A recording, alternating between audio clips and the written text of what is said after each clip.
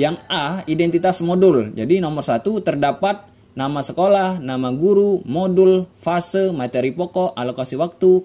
Assalamualaikum warahmatullahi wabarakatuh.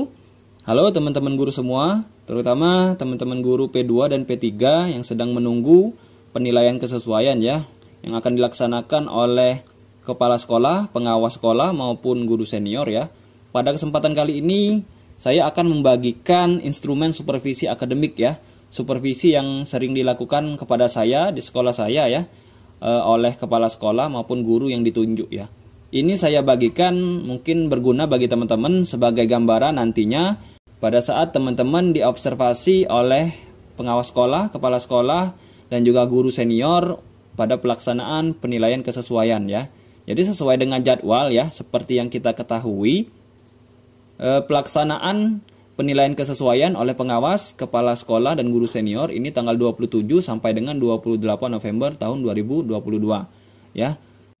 Kemudian terkait penilaian, indikatornya yaitu teknis, manajerial, dan sosial kultural ya. Di sini saya akan lebih ke pembelajaran ya. Jadi kompetensi teknis, kemudian indikatornya pembelajaran. Saya lebih ke perangkat ajar, kemudian pelaksanaan maupun penilaian saat kegiatan belajar mengajar ya. Seperti itu teman-teman.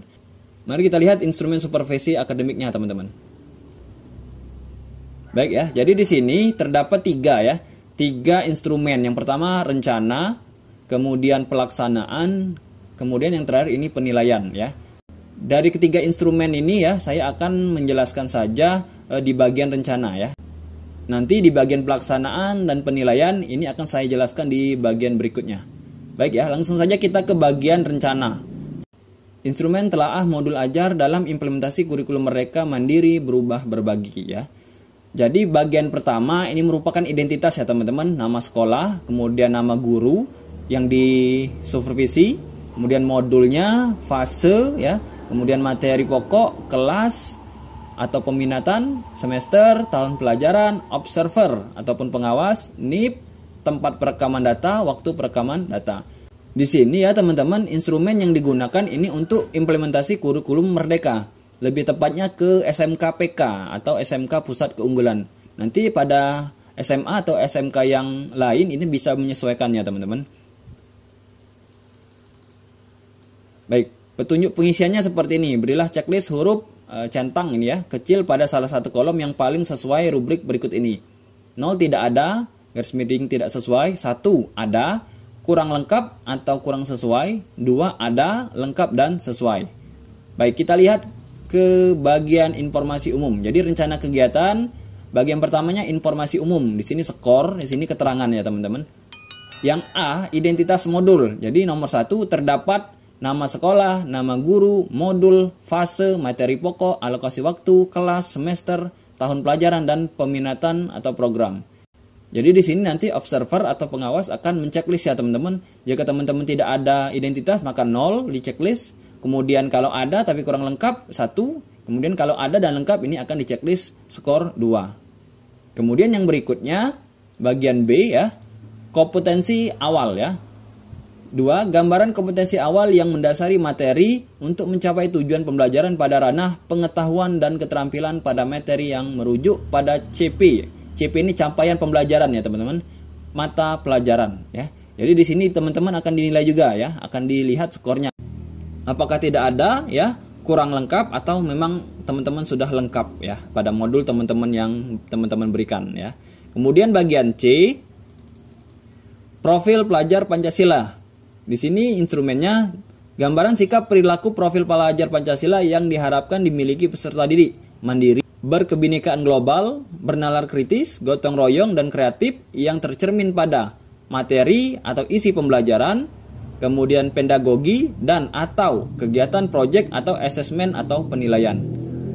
Kemudian yang D, sarana dan prasarana ya teman-teman. Yang dilihat di sini memuat prasarana atau fasilitas yang digunakan seperti ruang kelas dan laboratorium komputer, jaringan internet atau fasilitas lainnya. Memuat sarana atau bahan atau alat yang digunakan seperti materi, modul, dan sumber bahan ajar atau teknologi, Ketersediaan materi mempertimbangkan kebutuhan peserta didik baik dengan keterbatasan atau kelebihannya agar pembelajaran lebih dalam dan bermakna. Kemudian bagian E, target peserta didik. Peserta didik reguler atau tipikal umum tidak ada kesulitan dalam mencerna dan memahami materi ajar. Kemudian yang ketujuh, peserta didik dengan kesulitan belajar memiliki gaya belajar yang terbatas, hanya satu gaya, misalnya dengan audio. Memiliki kesulitan dengan bahasa dan pemahaman materi ajar, kurang percaya diri, kesulitan berkonsentrasi, jangka panjang, dan sebagainya. Yang kedelapan, peserta didik dengan pencapaian tinggi, mencerna dan memahami dengan cepat, mampu mencapai keterampilan berpikir tingkat atas, ini ya, HOTS ya, dan memiliki keterampilan memimpin. Kemudian bagian F ya, model pembelajaran. Gambaran model pembelajaran yang diterapkan dapat berupa model pembelajaran PJBL dan atau lainnya dengan metode diskusi kelompok, melalui moda pembelajaran jarak jauh dalam jaringan PJJ daring, pembelajaran tatap muka di luar jaringan luring, dan atau blended learning. Jadi nanti di rencana pembelajaran teman-teman atau di modul ataupun di RPP dilihat juga seperti ini ya instrumennya teman-teman. Kemudian kelengkapan bahan ajar. Oke ya, dari kelengkapan bahan ajar yang dilihat ya instrumennya lembar observasi, rubrik penilaian, dan instrumen penilaian. Apakah sudah ada pada rencana pembelajaran teman-teman atau modul yang teman-teman buat. Kemudian bagian 2 ini kompetensi inti. Adanya gambaran kompetensi atau kemampuan peserta didik memahami konsep materi, menerapkan dan menggunakan materi pada bidang keilmuan yang dipelajarinya. Misalnya mengidentifikasi, mendefinisikan, menjelaskan, menerapkan. Itu yang pertama ya teman-teman. Kemudian yang bagian A, tujuan capaian pembelajaran atau CP ya, CP pada modul. Gambaran tujuan akhir fase berupa kemampuan peserta didik yang dapat diuraikan secara berjenjang dari pemahaman yang rendah meningkat sampai pada penerapan, misalnya memahami atau mengidentifikasi, menjelaskan materi, menerapkan dan menggunakan materi pada bidang keilmuan yang dipelajarinya. Kemudian bagian B, pemahaman bermakna. Adanya gambaran umum kontribusi mata pelajaran dalam membentuk peserta didik memiliki pemahaman, pengetahuan, dan keterampilan dalam cara berpikir yang memungkinkan untuk menguraikan suatu masalah menjadi beberapa bagian yang lebih kecil dan sederhana, menemukan pola masalah, serta menyusun langkah-langkah solusi mengatasi masalah melalui berbagai aktivitas proses saintifik dalam melakukan eksperimen ilmiah. Diarahkan untuk menemukan sendiri berbagai fakta, membangun konsep dan nilai-nilai baru secara mandiri, membekali peserta didik dan seperangkat pengetahuan, keterampilan, dan sikap agar memiliki dasar yang kuat dalam mempelajari mata pelajaran selanjutnya. Kemudian pertanyaan pemantik. Nah, di sini dicek juga ya teman-teman, apakah di modul teman-teman atau RPP teman-teman sudah mengidentifikasi pertanyaan atau menampilkan pertanyaan pemantik ya. Jadi, pertanyaan pemantik untuk menumbuhkan rasa ingin tahu dan kemampuan berpikir kritis dalam peserta didik. Kemudian, bagian D, kegiatan pembelajaran. Kegiatan pembelajaran 1. Jadi, kalau teman-teman dalam RPP ataupun modulnya, ini dibagi-bagi ya. Ada beberapa instrumen yang dinilai teman-teman. Penugasan terbimbing terkait dengan materi dengan lembar kerja. Kemudian, eksplorasi pemahaman materi melalui sumber belajar secara berkelompok. Penyusunan laporan hasil diskusi kelompok, dan yang terakhir presentasi hasil diskusi kelompok ya. Jadi ini kegiatan yang pertama. Kalau teman-teman ada 2 sampai 3 kegiatan, itu nanti akan dicek juga seperti ini teman-teman ya. Oke ya, jadi kegiatan pembelajaran ke N ya, atau yang terakhir ini. Penugasan terbimbing terkait dengan materi, eksplorasi pemahaman materi melalui sumber belajar secara berkelompok, penyusunan laporan hasil diskusi kelompok, kemudian 4 presentasi hasil diskusi kelompok. Kemudian bagian E, asesmen. Asesmen digunakan untuk mengukur capaian pembelajaran di akhir kegiatan. Kriteria pencapaian harus ditentukan dengan jelas sesuai dengan tujuan pembelajaran yang diterapkan.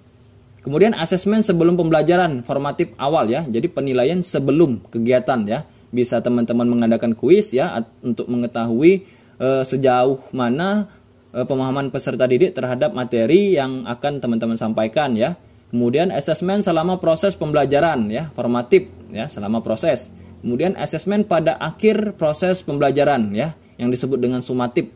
Ini bisa ulangan harian ya, ataupun ulangan mid semester dan semester itu nanti. Kemudian bentuk asesmen yang bisa dilakukan ya, sikap profil pelajar Pancasila dapat berupa observasi, penilaian diri, penilaian teman sebaya, dan anekdotal ya.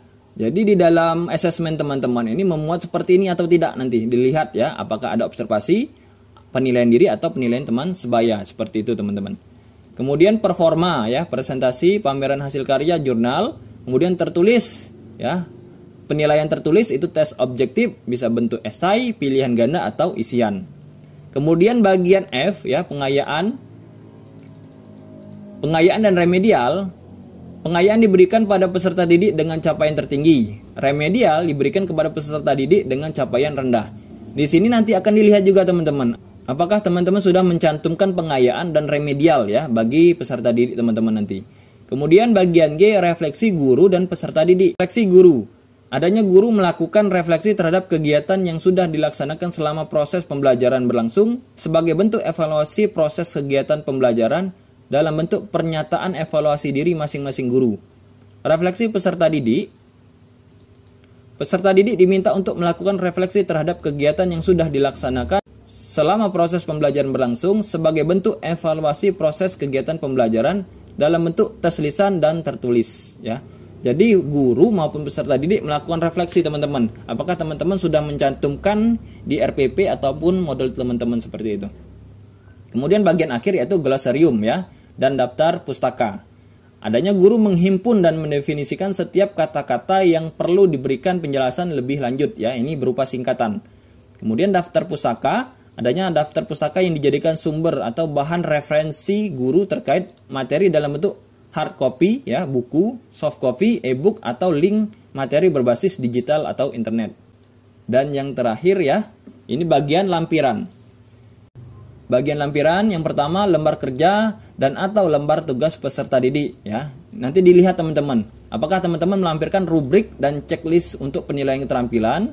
Kemudian pada bahan ajarnya, adanya bahan ajar yang disusun secara mandiri oleh guru berdasarkan bahan bacaan terkait materi yang dibahas ya.